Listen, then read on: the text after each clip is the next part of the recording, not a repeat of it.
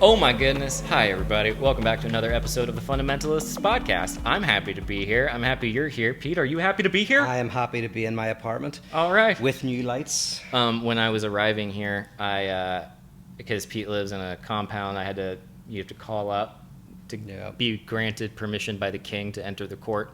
And the woman calls and she hangs up.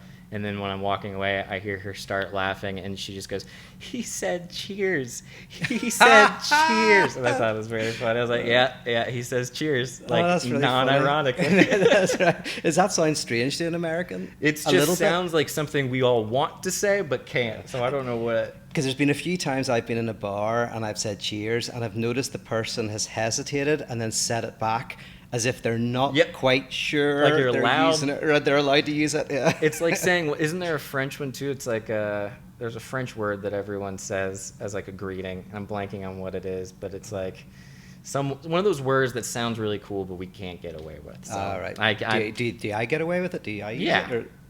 You mask it in all of the rest of your being Irish. Right. I just wonder what the word is. It's French. Could you see me going cheers? Cheers. I guess I could. Yeah, but it's very natural to me. The only time I notice it is when someone hesitates and says it, and I go, why are they? There's a little hesitation there. Yeah.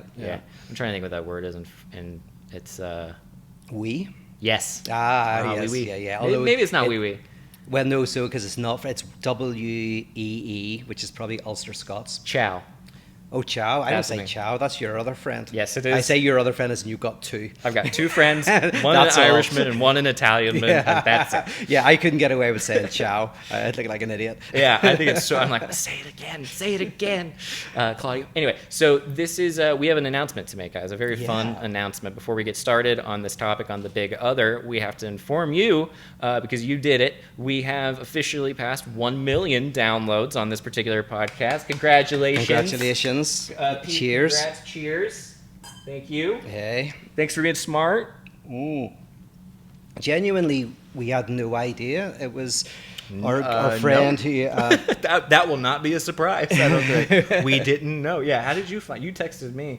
Oh, yeah, so Corey told me. Great. And then, because he's uploads our stuff and edits it, and he was like, do you guys know you're on like 1 million? Because we guessed that we were on less than half that. Yeah. Like, because we were saying, we must have 6,000 downloads of an episode, but that puts it at double that. And we're approaching, this is probably, the 83rd, 84th episode or something like that? Yeah. What are we going to do for our 100th episode? Who even knows? Oh, we'll do something fancy. Your choice next time will be on success, because we are now so successful. Yeah, I thought it was a funny idea to do. Never made a penny on the podcast. We've lost money on the podcast. Only lost, but that'll change. Yeah. I thought it would be funny to do a whole topic on success, and I'd be like, look, we're speaking at you from this ascended level of... The thing that I saw, one of the first things, whenever you moved in, and we lived together, this thing, that YouTube thing you had, which was a picture that said, was it for 100,000? And so, like, that was when you cracked 100,000. Yes. What was that like? Was that for SourceFed? No, that was my personal channel. Your personal channel? Yeah. And so they sent you that out, and that's a massive marker. Back in the day, it was a big marker. Yeah. Now there's, I think, hundreds and hundreds and hundreds of channels that all have like 10 million subscribers. So it's a different world, but it's still pretty cool. Yeah. It's all very cool, and it's nice that people are listening to this. So. You know that my channel has done quite well because of the trailer Making Love. Yes. And it's on 2.4 million. So most of my videos get a few hundred hits, a few hundred. Some, maybe a few are in the thousands. And then one of them is 2.4 million because it's called Making Love: The Mysteries of the Egyptians. And still to this day, it is #1 video on my dashboard. It's Making Love: The Business Secrets of the Pharaohs. Yeah. Good Peep Show reference. Yeah. The title is Making Love. No, really, this is what it is. Click this video. And people look at it, and you said it looks so bizarre, as if like I've paid for those views. Didn't it? Just somehow got into some weird algorithm, and then just went mad. Oh yeah. And it still gets hundreds of thousands of views. You know where that's happening now a lot is TikTok. Stuff goes viral on TikTok like so quickly. Yeah. There's got some weird algorithm where it's still like you can still make things pop. I guess I've heard secondhand. I don't do TikTok, but I just did a podcast with buddy Darren, who you've met, and Joe. And they both do TikTok and have had like experiences where they'll wake up the next day and it got 250,000 and like all these views, and they're just like, it doesn't make sense, no one's complaining. And yeah, YouTube, I think it just, I mean, the title "Making Love" I think does explain, but it still doesn't explain 2.5 million. No, that is a ridiculous number. Like, that is a ridiculous number. Maybe you're just people just like it. I mean, David Dasmalchian, isn't it? He's a friend of ours, and you know that. I've met him. Yeah. In brief, but I'm a big fan of his. Yeah. I love his. I've loved him since 2008 when I saw him in The Dark Knight, and I was like, that guy. Oh yeah, I remember him in The Dark. That's before I knew him, and that character is it's such a small moment, but it's so memorable. So good. He's the one of the Joker's henchmen who gets captured by Two-Face and interrogated, and he's in June now. June is coming out. Yeah, and in Suicide Squad. Suicide Squad. Yeah, the new one. It's so cool. So it was Flula, who was a YouTuber. Yeah, great, very funny person. Anyway, hey, sorry, we've been just we haven't seen each other, just talking. Yeah, just getting caught up. But this is on the big other, guys. This is on the idea of we're going to touch on stoicism. We're going to touch on neuroses. We're going to touch on the idea of being psychologically free. And that's what's on the docket today. Please get out your notebooks and start taking notes. This is going to be a good one, and I also don't know exactly what you're thinking for this, so I'm excited to see what happens. Great. Yeah, so it was my choice this time we take it in turns. This little dance we do. Yeah, I like it. Yeah, so, right, what I wanted to talk about initially was freedom, and it is going to be about freedom and the big other. Freedom, yeah. And what I wanted to talk about is the type of unfreedom that we experience today in our lives. That's a weird type of unfreedom because we think we're free, as in we feel like there's no external authority telling you what you can and can't do, right? There's all these adverts that tell you, just do it. You can do anything you want, whatever. And yet we also feel very constrained in certain ways. So I thought I'd start off by talking about that, see where it goes. I love it. Okay, so wanted to talk about two different types of what's called the big other. I want to talk about the substantial big other and the spiritualized big other. So, and we should do a whole episode on the big other. I'm not going to define it too much in this initially, but what I mean by a substantial big other is that in history there have been times, and still today, where there are substantial authorities that tell you what you should do and what you shouldn't do. And God was traditionally that in the pre-modern world, but also governments, various authorities, your parents, they tell you what you can and cannot do. The church. So the church is massive in the medieval period as the kind of the big other, a substantive big other that knew the demand of God. And by the way, there's an interesting thing about people, we've talked about it before, I think the difference between demand and desire, that when you encounter someone who makes a demand and you try to do what they demand, what they tell you to do, you can sometimes not do what they desire, and this causes anxiety in us. So I was watching a friend of mine yesterday with his kid, and his kid did something naughty, and he put her on this step, said, you've got to have a timeout. But you could tell that the parent, he was kind of found it cute what she'd done, right? So of course kids pick up on that. The desire is the kid knows that they did something cute, but they also know the demand was not to do the behavior. So that's the experience of the difference between demand and desire that we always feel. Or if you have a kid, I saw this once where the child was really upset because it was going back to the other parent in a situation of separation. And what was interesting was the kid, as soon as the kid went into the house of the other parent, they actually settled down really quickly. And what I was watching is how the kid felt that the desire of the other parent was that they will miss them. So the kid's reacting, going, I don't want to go back to my other parent, I'm really happy with you, was partly that child's attempt to satisfy the desire of the other parent. Give them what they want. Yeah, and that the demand of the parent was to go back to their house. So often if your kid seems like they really miss you when you're putting them in nursery, they might not be. But anyway, but in this substantial... They're liars. They're liars. Children are liars. That's the takeaway. But in this pre-modern period, this idea of a substantial big other, demand and desire very close. You have to do what you're told, and you have to repress your desires, otherwise you'll get in trouble. Right? Oh, is our timing okay? You're doing good. No, I'm just checking the audio levels. Oh. Let me just double check. You know what? It's because I put these things on. Yeah, no, maybe this is that's good. correct. Oh, we're okay. Yeah, so you've got these demands. So what one might expect is this would create neurosis, because neurosis by definition is repression. Repression is when you have to push something down. You're not allowed to experience something. But it doesn't create neurosis. It creates stoics. So in the pre-modern world, with a substantial big other that's telling you what you can and can't do, what was created... Neurosis is a very modern phenomenon. You don't really find it much in pre-modern periods. You find stoicism, because stoicism is the idea that you can have a fortress, an inner fortress that is free. Even though they can't take your spirit. They can't take your spirit. They can tell you what to do, but they cannot infiltrate your inner world. The difference is, in the modern world, what's called the death of God means that the big other is spiritualized. And what this means is there's no authority that we can point to that's like telling us what to do. We're told in school we can be what we want to be, and yet at the same time we're constrained all the time. We can't be whatever we can be. We've got lots of limitations on our life. But the problem is, this voice is not external to us, it's internal to us. There's all of these adverts telling us what to desire, all of our school, our systems, all these systems are telling us what to desire, and the big other isn't external to create stoics, it's internal. So we internalize the desire, and that creates neurotics. So neurotics are the like stoics that have internalized both things? Well, Stoics are better, because it's like neurotics. This is why actually I think Stoicism can't take hold in the modern world, because the Stoicism gets somewhere internally that's protected.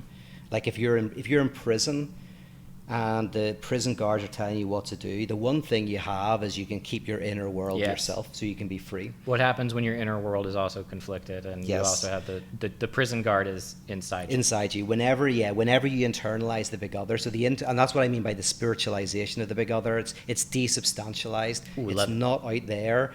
It's now everywhere. So fun. It's in and it's outside. Can I cut in here? Please. This reminded me of an article that popped up on my Twitter, and it was a study that is basically on, it's called Stoicism and the Good Life. Ooh. And what it found was, in contrast to our hypothesis, Stoic ideology significantly negatively predicted well-being as well as engagement in life. Endorsement of Stoic ideology might be detrimental. Past research has shown positive relationships between Stoicism and depression. Ah, that's interesting. Yeah. So the tweet, which is, I've been listening to this guy who, his name is, he's got a great podcast, Mark Darien, very Jungian. He's not a Jungian, he says, I think, but he takes a lot from it. He says, gee, who would have guessed that cutting off a vital aspect of your humanity makes you depressed? Which is a pretty fun thing to say. But I do feel like the Stoicism thing works it is a coping mechanism, but not necessarily the best way to live life. Yeah, I mean, I think like there was a time actually Stoicism for Hegel, Stoicism arose out of what's called the master-slave dialectic. So in a society where there's an external big other telling you what to do, Stoicism was the eruption of freedom inside you. So you could have a modicum, a quantum of freedom within your inner world. The main issue today. Love that term. That's very nice. Oh, no, I like anything you put the word quantum in front I know, of but it's a good word. Yeah. And even Quantum of Solace is a good James Bond movie. It's underrated. Anyway. You said that. Yeah. And you've been wrong before. Yes, I've been wrong many times. The issue is, if we live, it's interesting, it's called the death of God, but the modern period, and Kant, the philosopher Kant's important, is is a period where God, a big other outside you, is not needed for the progress of science, the humanities, ethics, etc., etc. So it's not that people stop believing in God, but they stop feeling that there is this external constraint.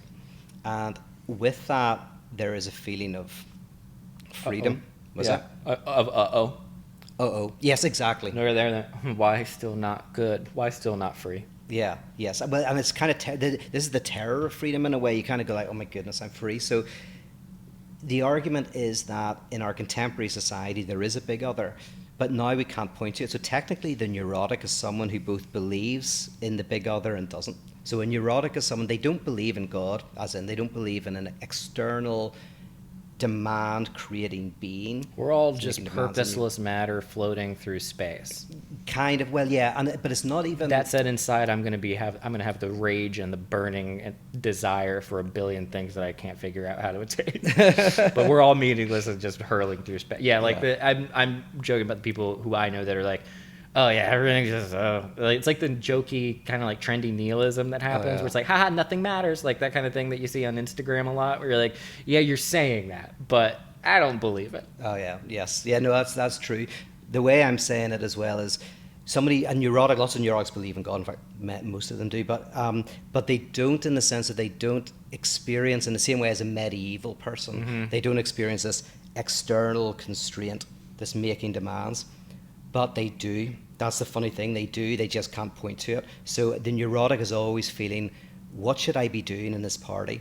How should I be acting in my relationship? So the neurotic is always the one who feels they're not doing something right. They don't know how to fit into the world. There's some big other that's making a demand on them, but they can't point it out. They can't see it. It's just they feel it. And they're always trying to respond to that.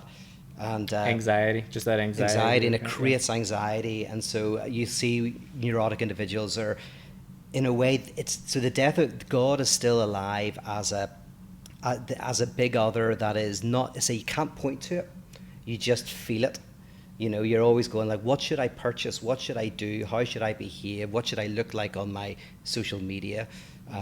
Yeah, it's like you behave around this thing that is, if you look at the behaviors alone, kind of draw out a God-shaped whole. That's exactly it. It's not about the conscious belief. I repeat, I'm very smart. That's good. Well, that's exactly it. This big other doesn't, you don't necessarily consciously believe it, or you do. It doesn't matter. It's that you act as if it is. And the result are people who feel that they don't desire what they desire. People who feel that they kind of freely choose something that they haven't freely chosen. So it's actually quite hard to almost describe it, the experience, although a lot of people will know what I mean when they hear it. But I'm getting it. I think you're doing a great job of describing it. Okay, so that's kind of like the next level of unfreedom. The first level of unfreedom is something external is telling you what to do, but then you can be free inside. The second level of unfreedom is that the big other colonizes your inner world, so you don't even desire what you desire. Yeah, it's like, I feel like the idea that we're all free, which I believe, I think we're free. I think people are more free than they behave like they are most of their lives, myself included. But I do feel like if you really truly buy into that, like you're almost indoctrinated into this idea that you're a free person, there is not only the anxiety of making sure you're doing what you want and you're fulfilling your purpose, but on top of that, there's a guilt associated with even having those thoughts, because if you've been brought up in the religion of freedom, you're like, no, that I know I'm free. Yeah. I'm free. So why do I have any right to not be satisfied with this thing that I don't even know what I want? I don't even know how I got here. It's like, oh, because you're still got the lack of freedom is on it's deep down in your heart. And you're feeling it. So it's deep down inside you and it's external. So can I paint two pictures of society? I was thinking about this morning. I go like, right, imagine a society where, like, say none of us want to be street cleaners, right? Nobody really wants to do that overly. But imagine a society where from 18 years old to 20 years old, you all do public service that includes street cleaning or military service, all of that. So from 18 to 20, everybody has to do the jobs that nobody really wants to do. Now, that's interesting because you are not free. You have to do it. But you can then be a stoic. You can have an inner freedom that rebels against it, saying, when I'm 20 and I get out of this, I'm going to do X, Y, and Z. But today, if you're a street cleaner, it feels like you were free, but you're not really. Like, because depending on your education, but depending on what school you went to, what your parents did, how much money you had, you're actually, although the world's telling you can be whatever you want, you can't. I grew up in Northern Ireland where I had very few options because of a conflict, and my parents even fewer. So weirdly, there's a guilt that I chose to be a street cleaner. But you kind of didn't, because for Adam Smith, the idea is that no, society requires a certain number of people to clean the streets. And so it will push certain people into that role. But the trick is, it makes you think that you chose it. Yeah. So then you feel not only the unfreedom of having to do it, but you feel like internally that this is something that you chose. So basically, unfreedom has colonized your subjectivity, which is devastating. Yeah, how dare you make drastic changes or make difficult decisions when, it's like there's comfort involved, there's appeasing the parents, there's making sure that you feel happy. What if you do it and you don't feel happy and it ends up being a mistake? That's crazy. I have one of my best friends, oldest friend. Well, you're my oldest friend, Pete. Yeah, that's right. But my oldest, going back chronologically, he's always loved New York, and he decided to move to New York. He's got a family, and he's a hairstylist, and I'm so happy and proud for him and his family because they're following a dream basically in the middle of a pandemic, and it's incredibly brave. Going to the one city that everyone's trying to get out of. Everyone, just the rats are running out of the ship, and they're putting on their swimming trunks. But it's actually the best time to go, to be honest. Exactly, it's kind of brilliant. Yeah, buy high, sell low, or whatever. Yeah. Buy low, sell high. But they've been waiting for a pandemic for 20 years. I know. And finally happened. Here it is. Cha-ching. But it's beautiful to see. And it's also fascinating to talk to him because it is one of those things that, like, I think when you see other people do that, when you see other people kind of follow their path, follow their course, it's a little like people don't react positively to it sometimes. I think because maybe there's something internally that they're recognizing that is in conflict. Yeah. Which this subject basically, I mean, I think we're getting into the weeds with different examples and stuff, but like what we're talking about is the best way to feel psychologically free. And it's so fascinating of a conversation because it's just like, well, I guess I kind of feel it sometimes. And then other days I'm just like, no, I feel like I got to just keep doing this now. Yeah. And you kind of feel like you've chosen, and you have, like, people like you and me, we've been able to choose what we do, but it's also, there's been tracks. I mean, there's always limitations on what, and like social utility is important. Like there's always these limits. But here's a good example. Shizek uses this example, but it's almost the example of whether to create a stoic child or a neurotic child. Like in a traditional family, your kid wants to go to see your grandparents. And you say to the kid, you have to see your grandparents, and your kid says, no, I don't want to. I want to play the PlayStation. Traditional family will go, no, you're going to see the grandparents, get your coat on, get into the car, go, right? Modern parents are more likely to go, no, let's sit down and talk about it. You really love your grandparents. You really want to do the best by them. You don't want to make them feel lonely, whatever, right? And that you kind of convince them.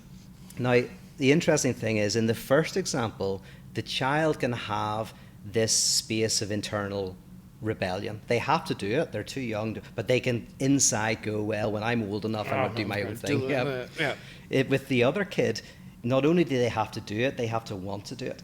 So they're colonized with the desire of the other, the parents who want to do it. And of course, it's a guy's, because if the kid says, no, I want to play a PlayStation, it'll be like, get your coat, get in the fucking car. Yeah. Right? So it's that's the creating of a neurotic child. That poor kid who's just got to be like, okay. Yes. Not only do you have to do it, you have to like to do it. You have to be colonized by the desire of your parents. Yeah, one of the best things about being a kid is having to not make decisions and just react to them. Yeah. Like, I loved when my parents would just be like, "You're doing this," and I'd be like, "I don't want to." Yeah, and exactly. It and then you've got your stoic. You become I get a stoic. to not be happy or to work through it internally, and then do what I'm quote unquote supposed to do. But to give, if I was a kid and someone gave me that level of freedom, I would be like, oh God, I gotta please everybody now. Yeah. Like a second ago I was just trying to please me. Now I know that if I want to please them, I have to alter what I want about seeing my grandparents. I don't want to see my grandparents, so I guess I'm not going to, but then they're all going to be unhappy. It's like, oh my goodness. Yeah. And this is where repression proper starts. Repression proper is not when you're forced to do something. It's when you push out of consciousness something that is unpleasant to you. So this is what Lacan noticed. So neurosis has always been connected with repression. That's standard. A neurotic represses, but it's not that they repress things from other people. They repress things from themselves. So when the kid's told that, for example, go and see grandparents, they take the bit that doesn't want to do it, and they see that that's unacceptable. And they hide it from themselves, and that's the beginning. That's why. And you said last week we were talking about this. You were saying how, basically, because Freud's psychoanalysis started when neurosis became a thing. Yeah, fascinating. Yeah, so psychoanalysis couldn't really have been invented in the medieval period because there wasn't really much neurosis at all. It was created at a time because of all the stabbing and killing and pillaging and raping. Yes, much more psychotic. Yeah, yeah. So neurosis only developed in the modern world because of the desubstantialization or the spiritualization of the big other. And as you mentioned, at that time of Freud, neurosis was so massive that people were having the weirdest symptoms. You still see these symptoms today, but they seem to be everywhere. The drawings and the portraits or whatever, I guess drawings, the sketches of what was going on in that era are horror movie-esque creepy. Because it was kind of like, it was the death of the substantive big other, and it was the birth of the spiritualized big other. Yeah, it's on the heels of the scientific revolution and the Protestant Reformation and all of that. Well, because Luther's key for it. Like, this is the thing, it's not atheism as such, because Kant and Luther and, then even Galileo and Newton, who are all religious people, but they still engaged the death of God, and Descartes, in the sense that God was no longer a substantive other outside making demands on you. You had an inner world that was a guiding light. And so with that change, that all of this changed, and neurosis became a thing. Now, by the way, for anyone who's listening to this or watching it, go see your grandparents. Go see your grandparents. Yeah, I don't think you can go back. So this isn't about resubstantializing the big other.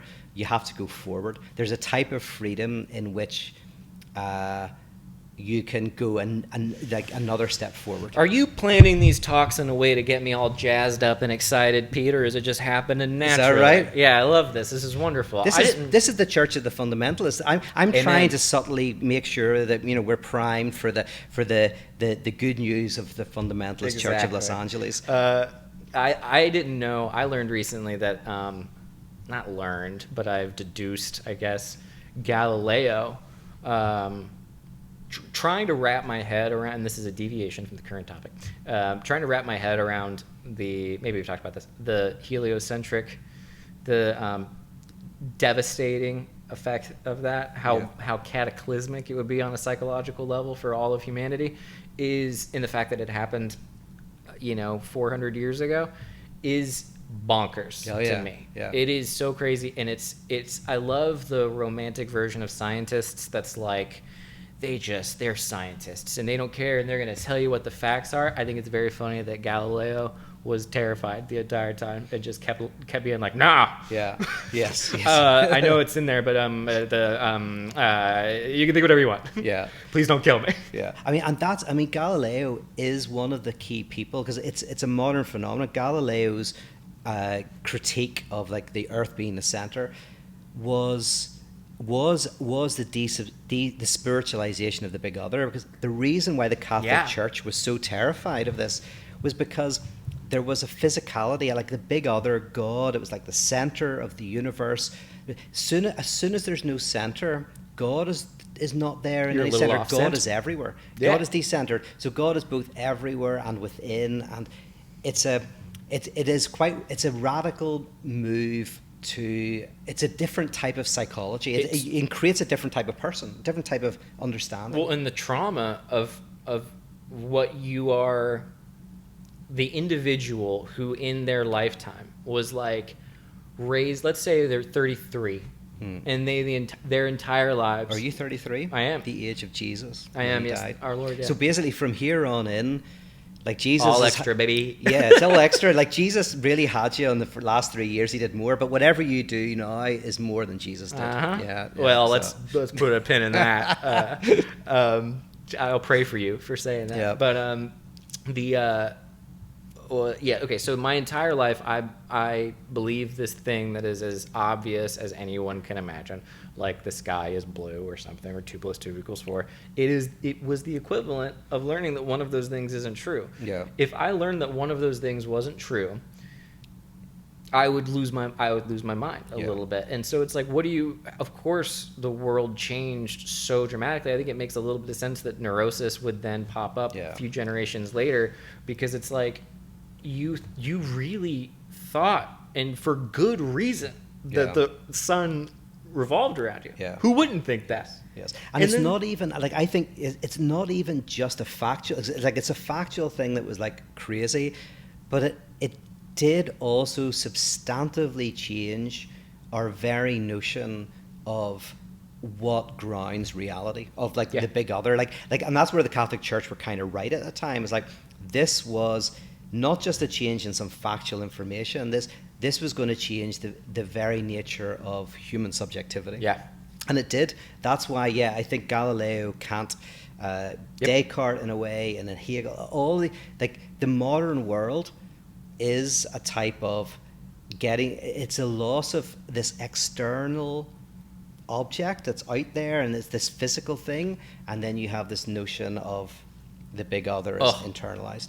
I mean, what are the odds? Yeah. That it all happens around the same time. Yes. It's all happening, and all the great thinkers are doing something similar, and it's wonderful. Yeah. I still got to get you to read Passion of the Western Mind at some point. Yeah. I know. That's just an overview of the history of the West, which and hopefully now we're getting back to the purpose of life.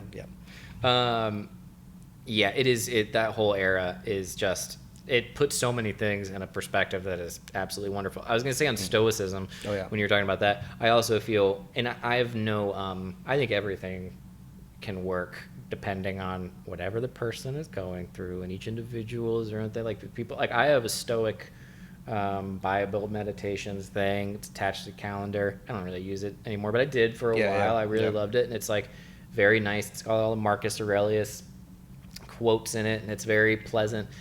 But the thing about it is, I know stoicism, because of my particular like makeup as a person, I think appeals to me a lot. It is like easy.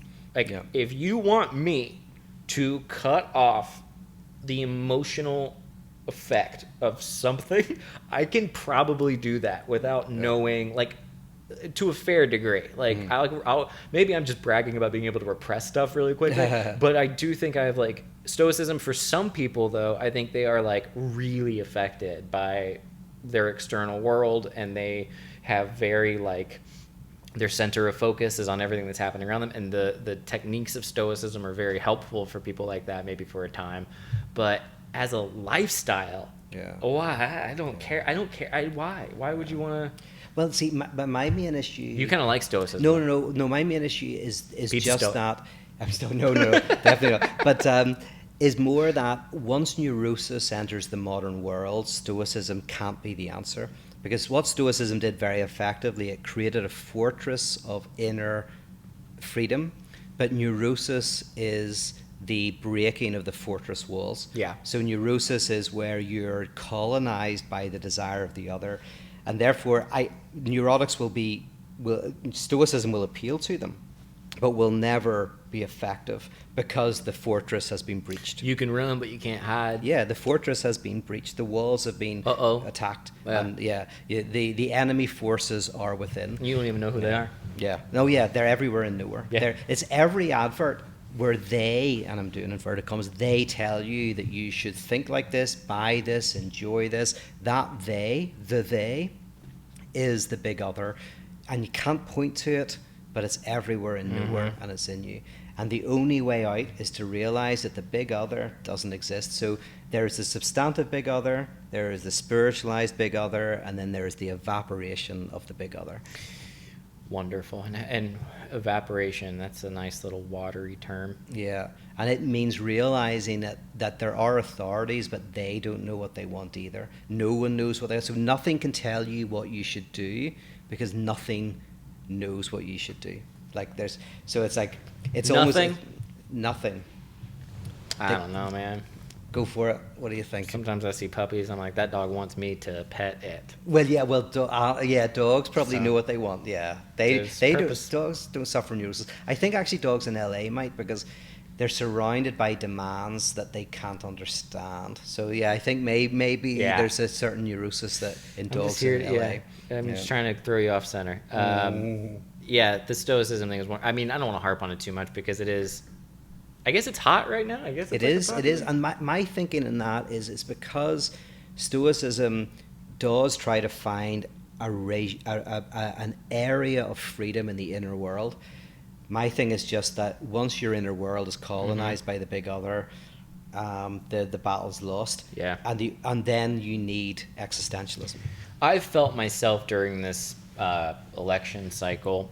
There's an election cycle. I know, right? God. Did you watch any of it, by the way? I watched the Biden one. I haven't watched. I started to watch the Trump one, but the woman would annoy me too much, so I couldn't start. So. I watched like 2 minutes of the Biden one, and then went out and didn't put. I voted, so there's a nice thing about voting where I feel like I showered, and I'm like, I did my thing, whatever. I'm being very stoic about it. Very good. But before that, and now still, I felt like, I'll get riled up and I'll project onto all these politicians, all this stuff, and then I do, even in not paying attention to it, I'm still just like, who should be doing this? The Republicans and the Democrats, and it's still there. It's still internalized. It's still, it's still a conflict within me even after voting. So it all speaks to the same stuff, I guess. I'm just excited for this shit to be over. Yeah. Did I throw you off, by the way, because you were going to make a point, or was that the point you were going to make? I probably was going to make a point. You didn't throw me off because I forgot what it was immediately. Ah, right, nice. Yeah.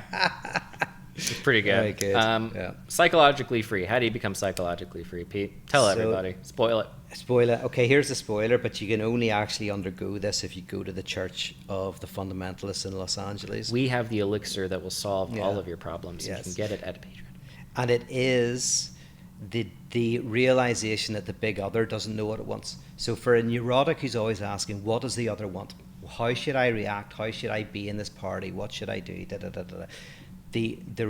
Once you realize that there is no other, that basically the big other has an unconscious as well, the big other doesn't know what it wants.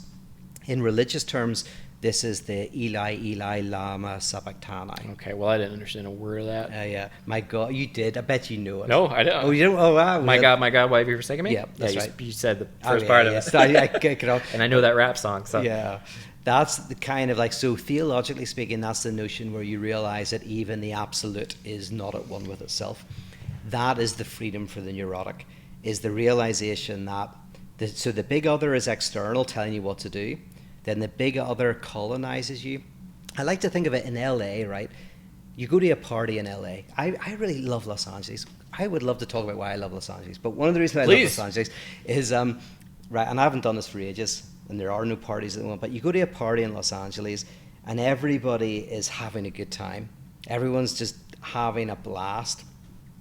But you can, in anywhere else in the world, you can kind of pretend, but you can go home and have the happiness of not being happy, right? You can go and pretend to be happy, have a good time at a party, and then you can escape from that. And so in a party, you can go to the bathroom and just relax. But in LA, there's nowhere to go to relax There's no and bathrooms. be unhappy. There's no, well, people are doing cocaine in the bathrooms. Like even the bathroom is colonized by happiness. So You're going to some crazy parties. yeah, yeah. Well, they are in LA. So it's this tyranny of the big other of enjoy. Now, very quickly, because before I lose my place, is You started thinking about cocaine? what's Sorry, that? Tell me. yeah, Yeah, that's why you got interested. Is that now there's nowhere to go. Like now, this kind of idea of enjoy, have pleasure, is inside me. I am tyrannized now. I can't just go home and relax and have regular unhappiness. And that is where, and it's because there's this almost this sense in which I'm supposed to be happy, I'm supposed to be having a great time, success is so important, this is all brilliant. But as soon as I realize that everyone is divided, that everyone has struggles, that there is no happiness without struggle, then I can breathe. And that is where you realize that the big other doesn't exist, as in the big other has an unconscious. And what I'm saying is it's almost like, there is no demand on you to be a certain way, because nobody knows. No one how to gives a be. shit, first No of all. shit, yeah, and everybody's got their own shit to deal with. Truly no one cares. That's one of the truths of the universe that's so difficult to like remember constantly. But are you saying, to push back a little bit, Okay. are you saying that the only time you can enjoy a party is if you convince yourself that no one else is having fun? No, no, just that you have to have a space where the best way to do it is you enjoy it without getting carried away but without a big other. So I guess what I'm saying is this, right, is if you are doing a job that you hate or in a relationship that's difficult and all of that, and we're in situations that are difficult, what do you do? Like, that's part of life. Life is difficult at times. What I'm kind of saying is that the tyranny is when you think that there are ways of getting a better life, but when you kind of fall for this notion that there is some way to satisfy the big other, that if only you do a certain set of things then everything will be great, that is the ultimate tyranny. And once you get rid of that, you can improve your life, you work to make it better, but you can also accept certain limitations. Like if I get my leg broken and it never works again, that's a limitation. And I live with that limitation. We all have limitations. So that's kind of where you realize that the big other doesn't exist. It's like there is a sense in which I don't know. I'm gonna offer something. I want to know if there's any. This might sound too philosophical, or like it might be a little masturbatory. But when you say the big other, Right. and there's a big other in the outer world of advertisements, religion, whatever else, external thing, looking down upon you, judging every parents, blah blah, boss, etc. Then you have the big other internally, the big one, the real one. What would you call it? The spiritualized. Spiritualized. Big other, It's inside of you. Does not the acknowledgement, so let's say everything you're saying is correct. There's a big other within. Doesn't that mean, by definition, that if there is a big other, that there is a separate actual you in there? Oh, that can be freed from all of this? Not freed, because that's a big word, and I would venture to say that it's partially true. Yeah, free from whatever big other you're inflicting upon yourself. Yeah. But there's still something inside you that is separate from the big other. Otherwise, it wouldn't really be a big other, because it's not an other. Yeah. You see, yeah, and this might be the creative difference between us. Yep. Okay. Yeah, I was wondering if you're immediately where yeah. you're gonna get. Yeah. Okay. Go. Because this could sound. I'm so excited. This is so fun. This could sound like me saying, and this is where it'll be a good back and forth, right? You're like, this how could do I sound put like this? No. no. This could sound like me saying that. Oh, by the way, a good way of thinking about the big other, right, is if you're in court and you see a judge, right? There's two types of other. There's the small other and the big other. The small other is you look at the judge and they're just like you. They're just a human being like you. They have fears like you. They go to the toilet like you. They do all of that. but also they are the incarnation of the law. Mm-hmm. So they are not like you. They are a big other. They are the instantiation of the law. And a psychotic individual cannot see the big other. They just see a person like them. A neurotic very much sees the big other, right? So that's kind of a difference between the small other and big other. I won't ask you the differences on neurotic, perverse, and psychotic. I'll tell you that. But so what it might sound like I'm saying is that you can be free to desire what you want to desire. And I would say, and then I want to hear what you want to say. See, I would say that no. I would say, like, there's no freedom as in I desire what you desire is a product of your contingency, the people you hang out with, the people you desire, the people you desire you. That's all. The freedom is when you can countersign your destiny, when you can accept your fate, when you can kind of to some extent. But are you saying, do you think there might be an essential you that desires? Who's signing the document? Who's signing a document? If not a you. A little individual in the brain, a little you, a little... Yeah, the little alien in Men in Black. Yes. I mean, it's in your pituitary or pineal gland, according to Descartes, I think, said that. It was dissecting shit, and he was... Because I've been reading one book. But yeah, I mean, who else is signing who else is co-signing? Yes, well, that's a good question. So who's co-signing the document, right? For example, if you're colonized by your mum's desires, your dad's desires, your friend's desires, if you find yourself, like I went out with somebody many years ago who got into law, but she wanted to be an artist. But she chose freely to be a lawyer, to get into law or to do human rights law, but she didn't desire her desire, so she found herself freely choosing what she didn't want to choose. But what was obvious was she was colonized by other desires. So to become free, you're saying, so who countersigns? And I would say that... It's literally it's such a heavy question. Yeah. Because it's basically going like... It is like, I mean, maybe I'm wrong, but is it not the I think therefore I am, basically? Like, it's like going, there's a thing in me. Yeah.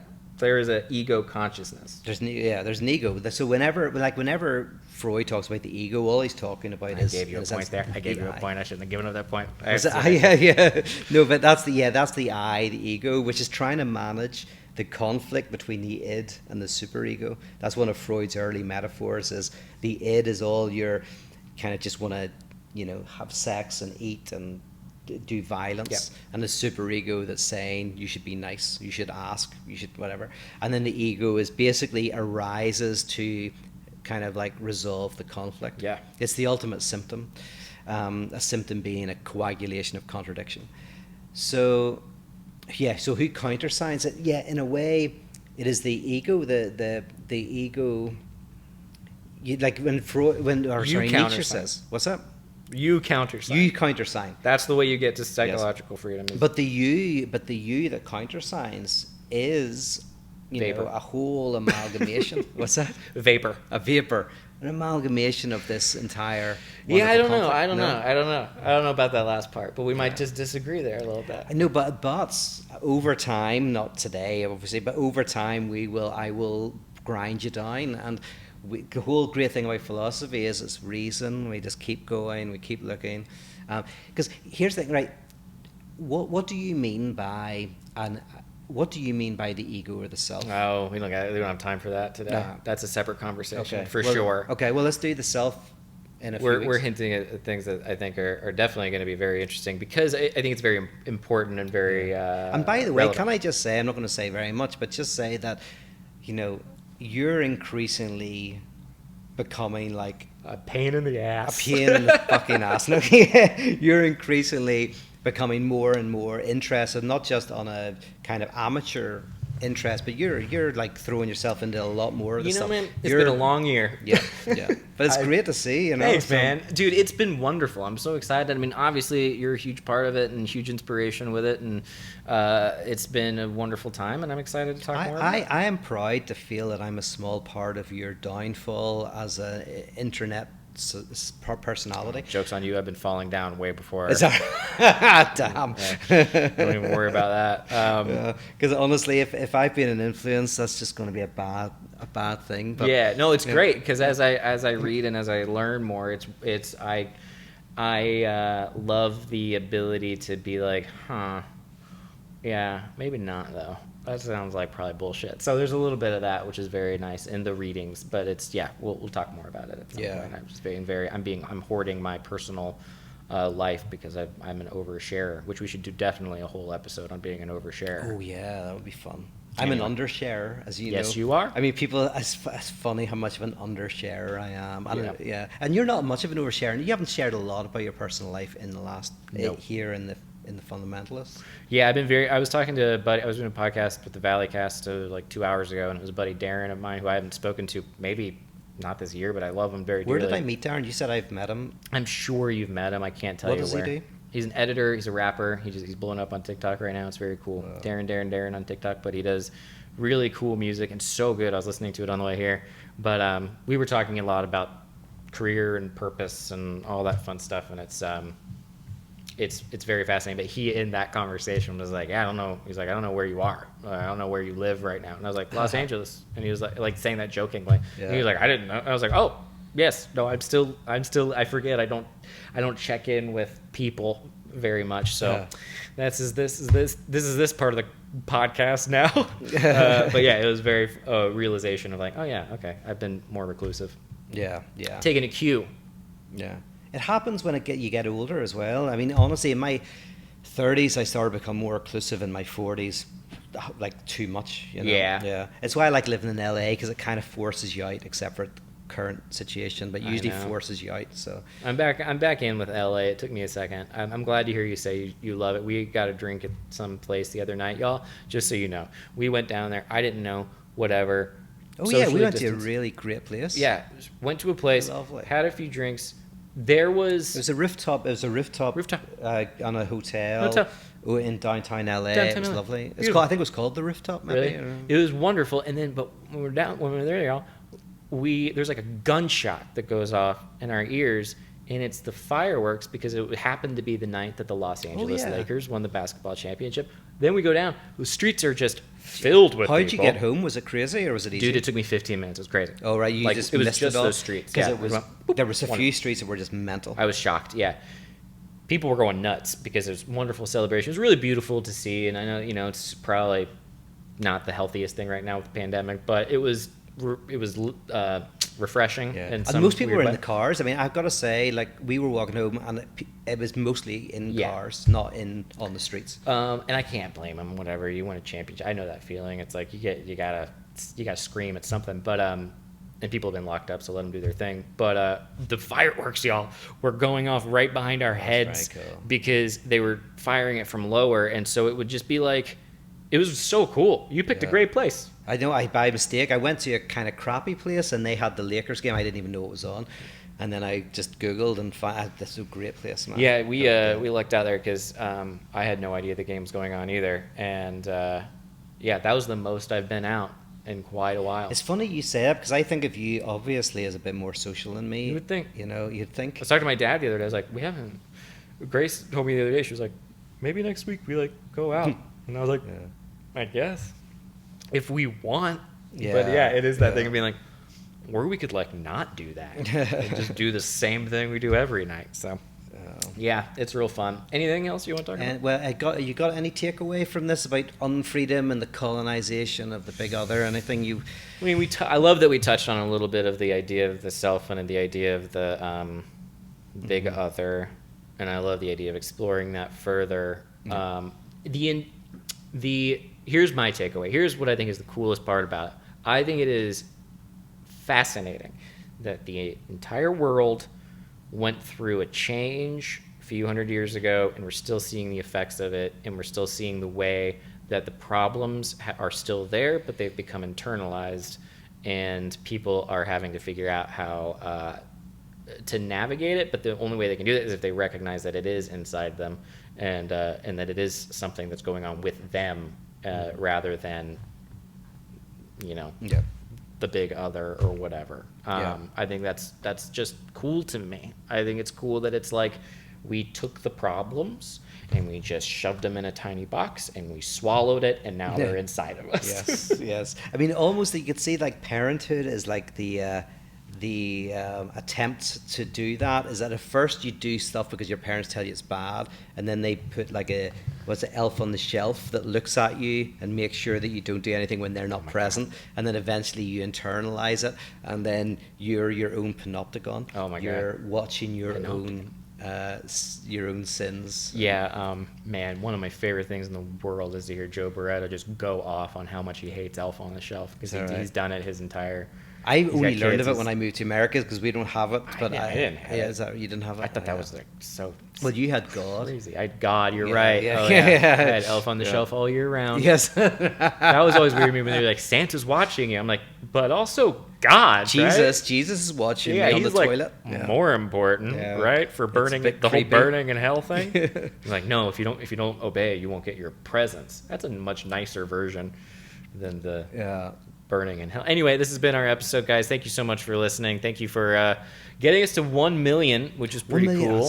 So that's really cool. It's not a big deal for you because you've been doing this and you get but like that's a pretty big deal. Big deal because this is this. Yeah, this is a good one. Yeah. Thank you guys, truly thank you, and we're having so much fun making this podcast. And let us know in the comments of the YouTube video if there's any particular topics you would like us to maybe talk. Did I screw up the last video? Was it out of sync? Maybe. I don't know. I won't screw it up this time. Yeah, sure. And that's that, guys. Bye.